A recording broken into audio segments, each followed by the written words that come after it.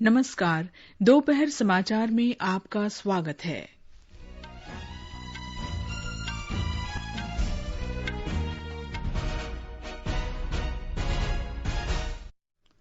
प्रधानमंत्री ने कहा, सौर ऊर्जा श्योर, प्योर और सिक्योर है। मध्य प्रदेश में एशिया की सबसे बड़ी सौर ऊर्जा परियोजना राष्ट्र को समर्पित। कोविड-19 से स्वस्थ होने की दर 62.42% हुई। उत्तर प्रदेश सरकार ने आज रात 10 बजे से 3 दिन का प्रतिबंध लगाया। बिहार में राजधानी पटना सहित 10 जिलों में आज से लॉकडाउन शुरू। कुख्यात अपराधी विकास दुबे आज उत्तर प्रदेश में कानपुर के निकट मुठभेड़ में मारा गया। आईसीएसई और आईएससी की 10वीं और 12वीं कक्षा के परीक्षा परिणाम आज 3 बजे घोषित किए जाएंगे। और भारत तथा संयुक्त अरब अमारात अपने नागरिकों को वापस लाने के लिए 12 से 26 जुलाई तक विशेष उड़ानों का संचालन करेंगे। दोपहर समाचार में मैं हूं कनकलता और मेरे साथ हैं मेरे सहयोगी रवि कपूर। प्रधानमंत्री नरेंद्र मोदी ने कहा है कि सौर ऊर्जा न केवल आज के लिए बल्कि 21वीं सदी के लिए ऊर्जा का सबसे महत्वपूर्ण स्रोत होगी, क्योंकि ये श्योर, प्योर और सिक्योर है। आज मध्य प्रदेश के रीवा में एशिया की सबसे बड़ी सौर ऊर्जा परियोजना का वीडियो कॉन्फ्रेंस के जरिए उद्घाटन करते हुए उन्होंने कहा कि रीवा ने वास्तव में इतिहास रचा है। रीवा ने वाकई इतिहास रच दिया है। रीवा की पहचान मां नर्मदा के नाम से और सफेद बाग से रही है। अब इसमें एशिया के सबसे बड़े सोलर पावर प्रोजेक्ट का नाम भी जुड़ गया है और इसके लिए मैं रीवा के लोगों को, मध्य प्रदेश के लोगों को बहुत बहुत बधाई देता हूं, शुभकामनाएं देता हूं। सोलर पावर के मामले में दुनिया के टॉप 5 देशों में पहुंच गए हैं। सौर ऊर्जा आज की नहीं बल्कि 21वीं सदी की ऊर्जा जरूरतों का एक बड़ा माध्यम होने वाला है, क्योंकि सौर ऊर्जा श्योर है, प्योर है और सिक्योर है। प्रधानमंत्री ने कहा कि इस परियोजना से मध्य प्रदेश के लोगों और उद्योगों को बिजली मिलेगी, यहां तक कि दिल्ली में मेट्रो रेल को भी इससे लाभ होगा। इस पूरे क्षेत्र को इस दशक में ऊर्जा का बहुत बड़ा केंद्र बनाने में मदद करेगा। इस सोलर प्लांट से मध्य प्रदेश के लोगों को, यहां के उद्योगों को तो बिजली मिलेगी ही, दिल्ली में मेट्रो रेल तक को रीवा से लाभ मिलेगा। इसके अलावा रीवा की ही तरह शाजापुर, नीमच और छतरपुर में भी बड़े सोलर पावर प्लांट पर काम चल रहा है। ये तमाम प्रोजेक्ट जब तैयार हो जाएंगे तो मध्य प्रदेश निश्चित रूप से सस्ती और साफ सुथरी बिजली का हब बन जाएगा। देश की ऊर्जा आवश्यकताओं का जिक्र करते हुए श्री मोदी ने कहा कि भारत विकास के नए युग की ओर बढ़ रहा है। विकास के नए शिखर की तरफ बढ़ रहा है। हमारी आशाएं, आकांक्षाएं भी बढ़ रही है और वैसे वैसे हमारी ऊर्जा की, बिजली की जरूरतें भी बढ़ रही है। ऐसे में आत्मनिर्भर भारत के लिए बिजली की आत्मनिर्भरता बहुत आवश्यक है। इसमें सौर ऊर्जा एक बहुत बड़ी भूमिका निभाने वाली है और हमारे प्रयास भारत की इसी ताकत को विस्तार देने के हैं। प्रधानमंत्री ने कहा कि अक्षय ऊर्जा की बड़ी परियोजनाओं की शुरुआत कर हम ये भी सुनिश्चित कर रहे हैं कि जीवन के हर क्षेत्र में स्वच्छ ऊर्जा के प्रति हम प्रतिबद्ध हैं। हम ये भी कोशिश कर रहे हैं कि इसके लाभ देश के कोने कोने, समाज के हर वर्ग और प्रत्येक नागरिक तक पहुंचे। इस कार्यक्रम में राज्यपाल आनंदीबेन पटेल, मुख्यमंत्री शिवराज सिंह चौहान और कई केंद्रीय मंत्री उपस्थित थे। हमारे संवाददाता ने बताया है कि इस सोलर पार्क का विकास Rewa ultra mega solar limited ने 1500 हेक्टेयर क्षेत्र में किया है। रीवा के गुड़ में 1590 हेक्टेयर क्षेत्र में स्थापित बृहद सौर ऊर्जा संयंत्र परियोजना दुनिया के सबसे बड़े सिंगल साइट सौर संयंत्रों में से एक है। इस सौर ऊर्जा प्लांट में कुल 3 इकाइयां हैं। प्रत्येक इकाई में 250 मेगावाट विद्युत का उत्पादन हो रहा है। लगभग 4000 करोड़ की लागत वाली 750 मेगावाट की इस परियोजना में पूर्ण क्षमता से सौर ऊर्जा का उत्पादन प्रारंभ हो चुका है। मुख्यमंत्री शिवराज सिंह चौहान ने 22 दिसंबर 2017 को इस परियोजना का शिलान्यास किया था। परियोजना को लगभग 2.5 साल के रिकॉर्ड समय में पूरा किया गया है। यह परियोजना इस मायने में भी महत्वपूर्ण है क्योंकि इसमें प्रति यूनिट की क्रय दर ₹2.97 है, जो अब तक की न्यूनतम दर है। पर्यावरण की दृष्टि से देखें तो रीवा सौर परियोजना से प्रतिवर्ष 15.7 लाख टन कार्बन डाइऑक्साइड के उत्सर्जन को रोका जाएगा, जो 2 करोड़ 60 लाख पेड़ों को लगाने के बराबर है। इस सौर ऊर्जा पार्क को मध्य प्रदेश ऊर्जा विकास निगम लिमिटेड और solar energy corporation of India के संयुक्त उपक्रम Rewa ultra mega solar limited द्वारा विकसित किया गया है। संजीव शर्मा, आकाशवाणी समाचार, भोपाल। देश में अब तक 4,95,513 कोविड रोगी उपचार के बाद स्वस्थ हो चुके हैं। पिछले 24 घंटे में इस वायरस से 19,135 रोगी ठीक हुए हैं। स्वस्थ होने की दर 62.42% हो गई है। स्वास्थ्य एवं परिवार कल्याण मंत्रालय ने बताया है कि पिछले 24 घंटों में देश में कोविड-19 के 26,506 नए मामले आने से संक्रमित लोगों की कुल संख्या 7,93,802 हो गई है और एक दिन में 475 मौतें हुई हैं। मरने वालों की संख्या बढ़कर 21,604 हो गई है। 2,76,685 लोगों का इलाज चल रहा है। इस बीच भारतीय आयुर्विज्ञान अनुसंधान परिषद ICMR के अधिकारी ने बताया कि पिछले 24 घंटे में देश की विभिन्न प्रयोगशालाओं में 2,83,659 नमूनों की जांच की गई है, जो अब तक की सबसे अधिक है। अब तक कुल 1,10,24,491 नमूनों की जांच की गई है। ICMR लगातार जांच केंद्रों में वृद्धि कर रहा है। अब तक 1,169 प्रयोगशालाओं को कोविड-19 जांच की अनुमति दी गई है। इनमें 835 सरकारी और 334 निजी प्रयोगशालाएं हैं। कोविड-19 महामारी के दौरान आयुष्मान भारत योजना ने महत्वपूर्ण भूमिका निभाई है। इस संकट के दौरान 41,000 आयुष्मान भारत स्वास्थ्य तथा आरोग्य केंद्रों ने गरीबों को व्यापक प्राथमिक स्वास्थ्य देखभाल सुविधाएं उपलब्ध कराई हैं। हमारे संवाददाता ने बताया है कि पिछले 5 महीने के दौरान इससे 8 करोड़ 80 लाख से अधिक लोगों को लाभ पहुंचा है।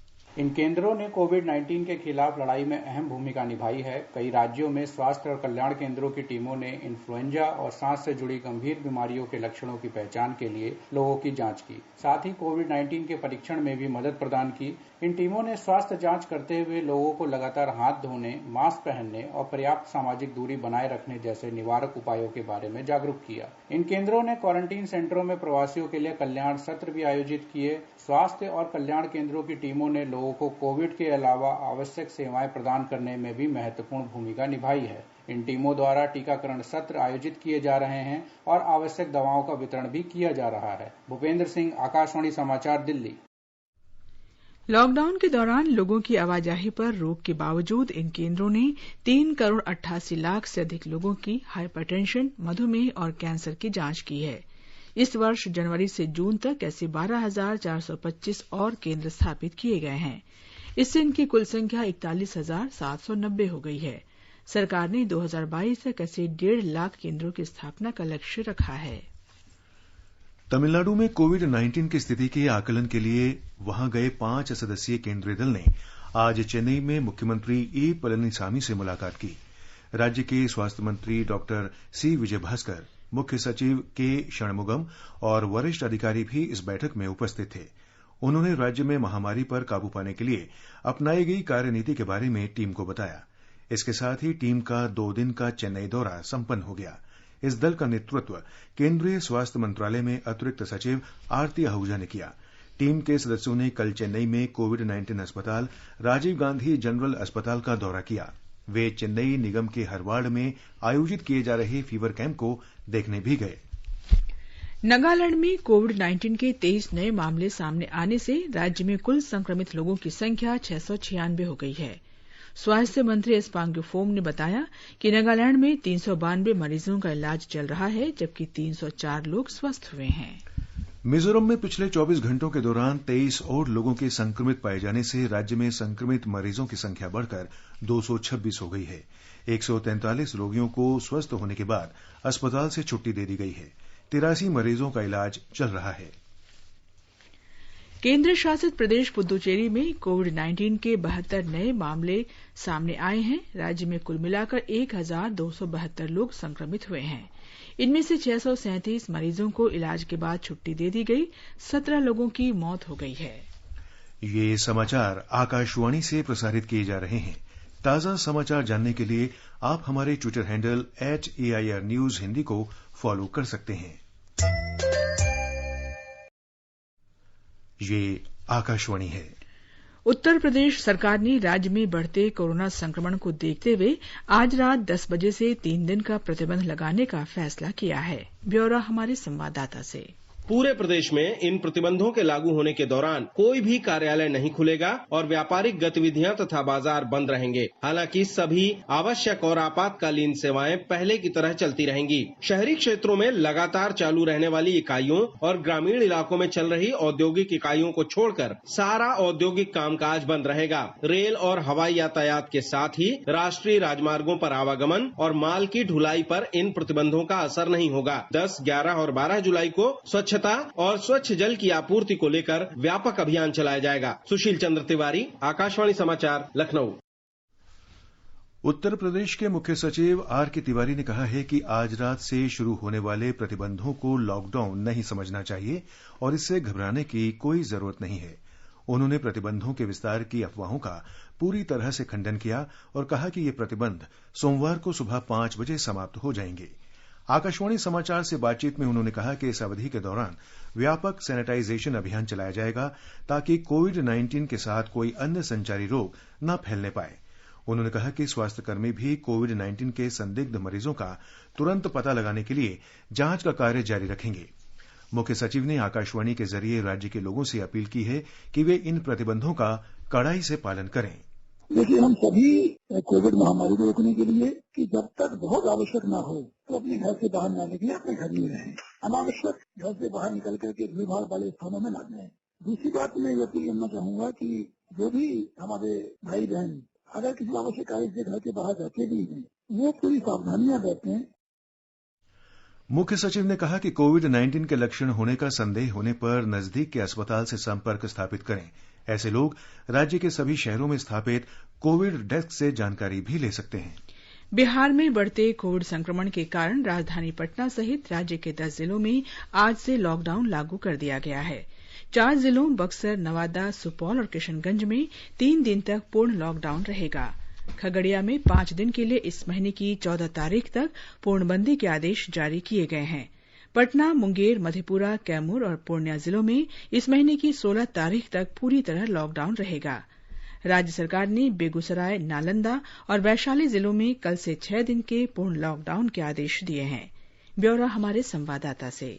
लॉकडाउन को प्रभावी बनाने के लिए अतिरिक्त सुरक्षा बलों की तैनाती की गई है। प्रत्येक लोगों के लिए मास्क पहनना अनिवार्य कर दिया गया है। इसका उल्लंघन करने वालों के खिलाफ आर्थिक दंड लगाया जा रहा है। बाहर से आने वाले रेल यात्रियों के लिए 14 दिनों के लिए होम क्वारंटाइन में रहने का निर्देश दिया गया है। इस बीच राज्य में पॉजिटिव मामलों की संख्या बढ़कर 13,978 हो गई है। जेडीयू के एमएलसी दिनेश सिंह संक्रमण की चपेट में आ गए हैं। उप मुख्यमंत्री सुशील कुमार मोदी के निजी सहायक और उनके आवास के 2 कर्मी पॉजिटिव पाए गए हैं। 9,792 लोग स्वस्थ हो चुके हैं, जबकि 4,076 का इलाज विभिन्न अस्पतालों में चल रहा है। कोरोना के कारण 109 लोगों की मौत हो चुकी है। आकाशवाणी समाचार के लिए पटना से कृष्ण कुमार लाल।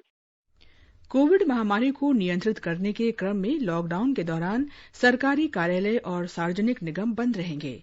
सभी निजी और वाणिज्यिक प्रतिष्ठान भी बंद रहेंगे। राशन, दूध, सब्जी और मांस की दुकानें सवेरे 6 से 10 बजे तक और शाम 4 बजे से 7 बजे तक खुली रहेंगी। सभी पूजा स्थलों और धार्मिक आयोजनों पर पाबंदी रहेगी। ऑनलाइन खरीदारी की जा सकती है। सार्वजनिक परिवहन सेवाएं भी लॉकडाउन के दौरान खुली रहेंगी, लेकिन निजी वाहन आवश्यक कार्यों के लिए ही प्रयोग किए जा सकेंगे। ट्रेन और विमान सेवाएं जारी रहेंगी। पश्चिम बंगाल में कोविड नियंत्रण वाले क्षेत्रों में नए सिरे से 7 दिन का लॉकडाउन लागू कर दिया गया है। कोविड के बढ़ते रोगियों को देखते हुए कल दोपहर ये कदम उठाया गया। आगे बढ़ने से पहले मुख्य समाचारों पर एक नजर। प्रधानमंत्री ने कहा, सौर ऊर्जा श्योर, प्योर और सिक्योर है। मध्य प्रदेश में एशिया की सबसे बड़ी सौर ऊर्जा परियोजना राष्ट्र को समर्पित। कोविड-19 से स्वस्थ होने की दर 62.42% हुई। उत्तर प्रदेश सरकार ने आज रात 10 बजे से 3 दिन का प्रतिबंध लगाया। बिहार में राजधानी पटना सहित 10 जिलों में आज से लॉकडाउन शुरू। कुख्यात अपराधी विकास दुबे आज उत्तर प्रदेश में कानपुर के निकट मुठभेड़ में मारा गया। आईसीएसई और आईएससी की 10वीं और 12वीं कक्षा के परीक्षा परिणाम आज 3 बजे घोषित किए जाएंगे और भारत और संयुक्त अरब अमारात अपने नागरिकों को वापस लाने के लिए 12 से 26 जुलाई तक विशेष उड़ानों का संचालन करेंगे। दिल्ली सरकार ने अपने सभी औषधालयों और पॉलीक्लिनिक्स में तत्काल एंटीजन जांच सेवा उपलब्ध कराने का निर्णय लिया है। ये जांच सभी कार्य दिवसों पर सवेरे 9 बजे से दोपहर 12 बजे तक कराई जाएगी। जांच सुविधाओं का विस्तार करने और अधिक से अधिक लोगों को इसकी सुविधा देने के लिए ये कदम उठाया गया है। दिल्ली के स्वास्थ्य सेवा महानिदेशालय ने बताया कि सभी औषधालयों को इन्फ्लुएंजा जैसी बीमारी के लक्षण वाले लोगों की एंटीजन जांच की अनुमति दी गई है। महाराष्ट्र में अमरावती में आज से कोविड-19 के गंभीर रोगियों के उपचार के लिए प्लाज्मा थेरेपी प्रणाली आरंभ की गई है। राज्य में ये शहर कोरोना महामारी से बुरी तरह प्रभावित है। वहां 24,000 से अधिक मामले सक्रिय हैं। हमारे संवाददाता ने बताया है कि कोरोना से मरने वालों की संख्या 940 पहुंच गई है। महाराष्ट्र की महिला और बाल विकास मंत्री एडवोकेट यशोमती ठाकुर ने आज अमरावती जिला अस्पताल में प्लाज्मा थेरेपी सिस्टम का उद्घाटन किया। उन्होंने कोरोना वायरस से उबर चुके रोगियों से प्लाज्मा दान करने के लिए आगे आने की अपील की। दूसरी ओर पुणे शहर में अगस्त महीने में कोविड मामलों में वृद्धि की संभावना के मद्देनजर नागरी प्रशासन निजी अस्पतालों में कोविड मरीजों के लिए बेड बढ़ाने की कोशिश कर रहा है। नगर निगम आयुक्त शेखर गायकवाड़ ने बताया कि इस मामले में उन्होंने शहर के 100 से अधिक निजी अस्पतालों के प्रतिनिधियों के साथ बैठक की। साथ ही उन्होंने पुणे के कुछ अस्पतालों को 100% कोविड केयर सेंटर में बदलने के आदेश भी दिए हैं। इसी बीच नागपुर सेंट्रल जेल के अन्य 132 कैदियों के कोरोना वायरस संक्रमण की पुष्टि हुई है, जिसके साथ जेल के कुल मरीजों की संख्या 219 तक बढ़ गई है। गौरतलब है कि इस जेल में कुल 1800 कैदी और 265 पुलिसकर्मी हैं। माधुरी पांगे, आकाशवाणी समाचार, मुंबई। जम्मू कश्मीर के उपराज्यपाल जीसी मुर्मू ने वार्षिक अमरनाथ यात्रा के सुचारू संचालन के लिए सभी एजेंसियों के बीच बेहतर समन्वय पर बल दिया है। श्री अमरनाथ यात्रा इस महीने के अंत तक शुरू होने की संभावना है। उपराज्यपाल ने कल कुलगाम जिले में संयुक्त सुरक्षा समीक्षा बैठक की अध्यक्षता की। बैठक में सुरक्षा प्रबंधों का जायजा लिया गया। उपराज्यपाल ने यात्रा के दौरान कोविड-19 संक्रमण से बचाव के उपायों पर भी ध्यान देने का निर्देश दिया। उन्होंने केंद्र शासित प्रदेश में शांति और स्थिरता बनाए रखने तथा संक्रमण का फैलाव रोकने में सुरक्षा बलों के प्रयासों की सराहना की। श्रीलंका में एक उपचार और पुनर्वास केंद्र में 196 और लोगों में कोविड-19 की पुष्टि होने से इस केंद्र में संक्रमित लोगों की संख्या 252 हो गई है। वहां 2 महीने के बाद कल 56 लोगों में ये संक्रमण पाया गया था। ये श्रीलंका के लिए एक झटका माना जा रहा है, क्योंकि वो अब तक इस महामारी पर काबू पाने में सफल रहा है। इससे पहले संक्रमित 2100 रोगियों में से लगभग 2000 स्वस्थ हो चुके हैं। हमारे संवाददाता ने बताया है कि वहां कोविड-19 से 11 लोगों की मौत हो चुकी है। उपचार केंद्र में पहला कोविड मामला रविवार को सामने आया था, जब वहां उपचार करा रहे एक कैदी को कोविड पॉजिटिव पाया गया था। इसके बाद केंद्र के सारे कर्मचारियों का परीक्षण किया गया, जिसमें बहुतायत पॉजिटिव पाए गए हैं। सरकार ने केंद्र के कर्मियों के समीप आए लोगों की पहचान कर उनके परीक्षण की प्रक्रिया शुरू कर दी है, ताकि सामुदायिक प्रसार को रोका जा सके। गौरतलब है कि कोविड की शुरुआत के बाद एक दिन का ये सर्वाधिक संख्या है। पिछले 2 महीनों में श्रीलंका में कोई सामुदायिक कोविड का मामला सामने नहीं आया है और देश को कोविड स्थिति तेजी से सामान्य होने लगी थी। स्कूल और विश्वविद्यालय भी चरणबद्ध तरीके से खुलने लगे थे, लेकिन नए मामले सरकार के लिए चुनौती साबित हो सकते हैं। आकाशवाणी समाचार के लिए कोलंबो से संतोष कुमार। रक्षा मंत्री राजनाथ सिंह ने आज दक्षिण कोरिया के रक्षा मंत्री जियोंग क्योंग डू के साथ द्विपक्षीय रक्षा सहयोग की प्रगति की समीक्षा की। दोनों नेताओं ने कोविड-19 की चुनौतियों और इससे मिलकर निपटने के बारे में टेलीफोन पर चर्चा की। श्री सिंह ने ट्वीट कर कहा कि दोनों देश विभिन्न मोर्चों पर मिलकर काम करने के लिए सहमत हुए हैं। आकाशवाणी का समाचार सेवा प्रभाग विशेषज्ञों की राय श्रृंखला में कोविड-19 महामारी के बारे में वरिष्ठ चिकित्सा विशेषज्ञों की सलाह प्रसारित करता है। इस कड़ी में आकाशवाणी से बातचीत में अखिल भारतीय आयुर्विज्ञान संस्थान एम्स नई दिल्ली के हृदय रोग विभाग में डॉक्टर अंबुज राय ने बुजुर्ग और उच्च रक्तचाप तथा कैंसर जैसी बीमारियों से पीड़ित लोगों को कोरोना के संक्रमण से बचने के लिए और अधिक सावधानी बरतने की सलाह दी है। the larger population, it has given them time to understand the seriousness of the disease, the precautions they need to take, how to live with this. They have practiced social distancing. The people who already have heart disease, people who have had brain strokes, people who have lung disease, people who have some kind of cancer, they're much more prone to a more severe form of the disease if they get the disease. लोकनायक जयप्रकाश अस्पताल के doctor Naresh Gupta ने लोगों को स्वच्छता बनाए रखने और उचित सामाजिक दूरी के मानकों का पालन करने को कहा है। खांसने के समय ऐसा खांसना छींकना चाहिए कि दूसरे के ऊपर नहीं जाए। टिश्यू पेपर रखे, रुमाल रखे, कोहनी रखे, बचाव करे। एक इसमें और चीज आती है, वो आती है डिस्टेंसिंग का। जब वो खांसता छींकता है तो 1 से 2 मीटर तक वो जा सकती है। अगर आप पहले 1-2 मीटर का फासला बना के रखेंगे तो उसका आपके तक पहुंचने का अंदेशा बहुत कम हो जाता है। जो कॉन्टेक्ट ट्रांसमिशन की बात आई फॉर्माइड से, उसके लिए हम कहते हैं कि आप हाथ साफ करें। हाथ अगर आप धोते रहेंगे तो उसमें जो वायरस है वो साबुन पानी के द्वारा निकलता रहेगा। और उसके साथ साथ अगर जरूरत समझे या पानी नहीं हो तो आप सैनिटाइजर का इस्तेमाल भी कर सकते हैं। ये समाचार हमारी वेबसाइट newsonair.com और हमारे मोबाइल ऐप newsonair/hindi पर भी उपलब्ध हैं। दोपहर समाचार में आपका फिर स्वागत है। कुख्यात अपराधी विकास दुबे को आज सुबह कानपुर के निकट भौती में मुठभेड़ में मार गिराया गया। कानपुर के वरिष्ठ पुलिस अधीक्षक दिनेश कुमार ने बताया कि उज्जैन से लाते समय उसने पुलिसकर्मी से हथियार छीनने की कोशिश की। अभियुक्त को जब लाया जा रहा था तो रास्ते में गाड़ी का एक्सीडेंट हुआ, गाड़ी पलट गई और उसी में उसने जो पुलिसकर्मी घायल हुए थे उनका पिस्टल छीन के भागने की कोशिश की और उसके बाद पुलिस पार्टी ने उसको चारों तरफ से घेर के उसको आत्मसमर्पण कराने की कोशिश की, जिसमें उसने जवाबी फायरिंग किया और आत्मरक्षा में पुलिस ने जो गोलियां चलाई। जो अभियुक्त है उसको अस्पताल लाया गया है, यहाँ पे डॉक्टरों ने उसको मृत घोषित कर दिया। रक्षा मंत्री राजनाथ सिंह ने वरिष्ठ अधिकारियों के साथ पूर्वी लद्दाख की स्थिति की व्यापक समीक्षा की है। सेनाध्यक्ष जनरल MM नरवणे ने टकराव स्थल से सैनिकों को हटाने की प्रक्रिया को लागू किए जाने के बारे में विस्तृत ब्यौरा दिया। हमारे संवाददाता ने सूत्रों के हवाले से बताया है कि सेनाध्यक्ष ने रक्षा मंत्री को यह भी बताया कि इस क्षेत्र में किसी भी तरह की स्थिति से निपटने के लिए हम पूरी तरह तैयार हैं। थल सेना अध्यक्ष जनरल बिपिन रावत, नौसेना अध्यक्ष एडमिरल करमबीर सिंह और वायु सेना अध्यक्ष RKS भदौरिया सहित कई अन्य वरिष्ठ सैन्य अधिकारी भी इस अवसर पर मौजूद थे। पाकिस्तानी सेना ने आज फिर संघर्ष विराम का उल्लंघन करते हुए नियंत्रण रेखा के पास राजौरी जिले के नौशेरा सेक्टर में छोटे हथियारों और भारी मोर्टार से अकारण अंधाधुंध गोलीबारी की। इसमें सेना का जवान शहीद हो गया। रक्षा मंत्रालय के जनसंपर्क अधिकारी कर्नल दविंदर आनंद ने बताया है कि पाकिस्तानी सेना ने आज तड़के लगभग 4 बजे अकारण गोलीबारी की, जिसका भारतीय सेना ने भी करारा जवाब दिया। ICSE और ISC की 10वीं और 12वीं कक्षा के परीक्षा परिणाम आज दोपहर 3 बजे घोषित किए जाएंगे। ये परिणाम council for Indian school certificate examination की वेबसाइट पर उपलब्ध होंगे। विद्यार्थी CISCE.org और results.cisce.org पर परिणाम देख सकते हैं। परीक्षा परिणाम SMS के जरिए भी जाने जा सकते हैं, जिसके लिए वेबसाइट पर विवरण दर्ज करना होगा। एक प्रेस विज्ञप्ति में बताया गया है कि संबद्ध विद्यालय के प्रधानाचार्य का लॉगिन ID और पासवर्ड का इस्तेमाल कर कैरियर्स पोर्टल से परीक्षा परिणाम प्राप्त किए जा सकते हैं।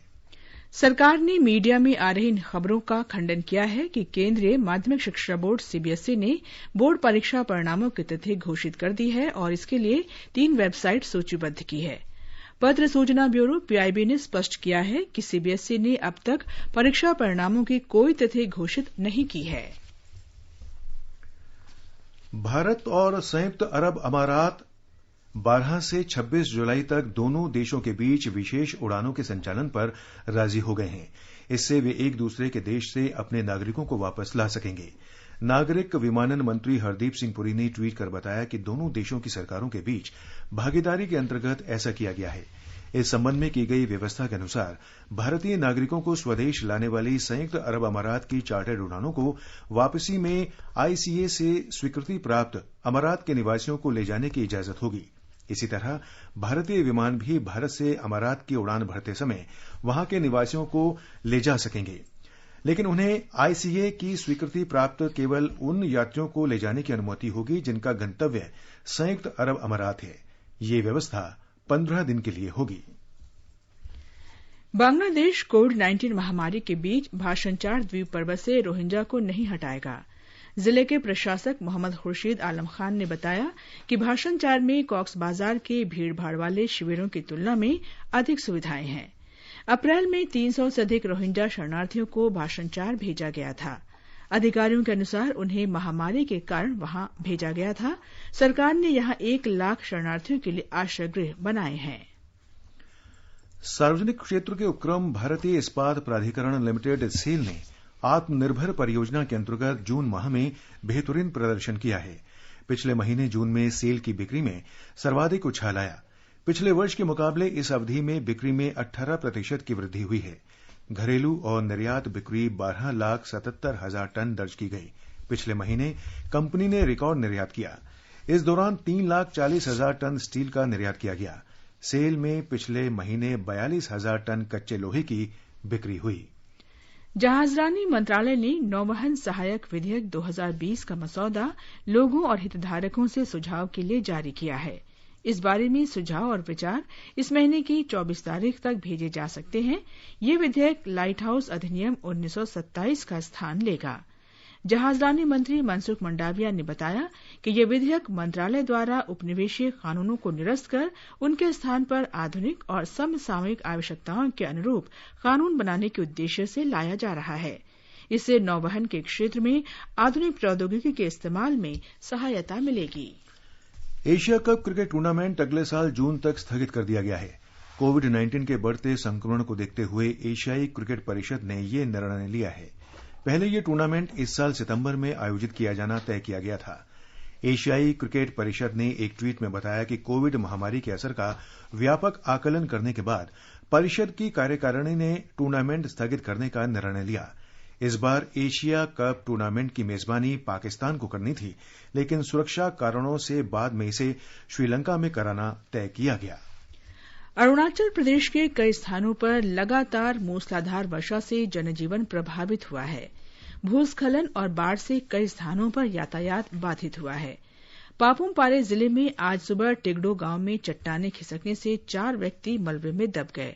हमारे संवाददाता ने बताया है कि राजधानी ईटानगर में मूसलाधार वर्षा से जानमाल का नुकसान हुआ है।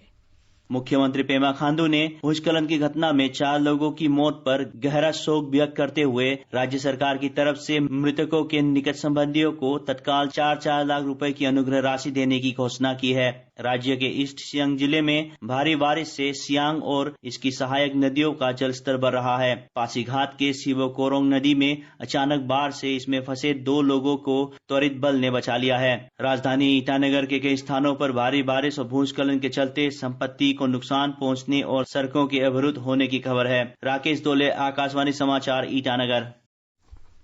पूर्वी सियांग जिला प्रशासन ने लोगों को सलाह दी है कि वे मछली पकड़ने और तैरने के लिए सियांग नदी में न जाएं। सरकार ने केंद्रीय प्रदूषण नियंत्रण बोर्ड को गंगा और उसकी सहायक नदियों में प्रदूषण निगरानी प्रणाली मजबूत करने का निर्देश दिया है। बोर्ड से प्रदूषणकारी उद्योगों का नियमित निरीक्षण करने को भी कहा गया है। कल नई दिल्ली में पर्यावरण मंत्री प्रकाश जावड़ेकर और जलशक्ति मंत्री गजेंद्र सिंह शेखावत की उपस्थिति में अंतर मंत्रालय बैठक में ये निर्देश दिए गए। बैठक में स्वच्छ गंगा राष्ट्रीय मिशन के साथ समन्वय में जल गुणवत्ता पर कड़ी निगरानी रखने पर भी जोर दिया गया और इस कार्य के लिए उपयुक्त व्यवस्था विकसित करने पर सहमति हुई। पर्यावरण मंत्री ने दोनों मंत्रालयों के अधिकारियों से तालमेल के साथ काम करने और राष्ट्रीय महत्व की प्रमुख नदी परियोजनाओं की मंजूरी का काम तेज करने का अनुरोध किया। अंत में मुख्य समाचार एक बार फिर। प्रधानमंत्री ने कहा, सौर ऊर्जा श्योर, प्योर और सिक्योर है। मध्य प्रदेश में एशिया की सबसे बड़ी सौर ऊर्जा परियोजना राष्ट्र को समर्पित। कोविड-19 से स्वस्थ होने की दर 62.42% हुई। उत्तर प्रदेश सरकार ने आज रात 10 बजे से 3 दिन का प्रतिबंध लगाया। बिहार में राजधानी पटना सहित 10 जिलों में आज से लॉकडाउन शुरू। कुख्यात अपराधी विकास दुबे आज उत्तर प्रदेश में कानपुर के निकट मुठभेड़ में मारा गया। आईसीएसई और आईएससी की 10वीं और 12वीं कक्षा के परीक्षा परिणाम घोषित किए जा रहे हैं।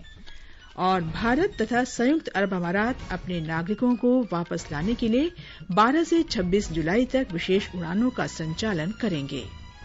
इसके साथ ही दोपहर समाचार का ये अंक समाप्त हुआ। नमस्कार।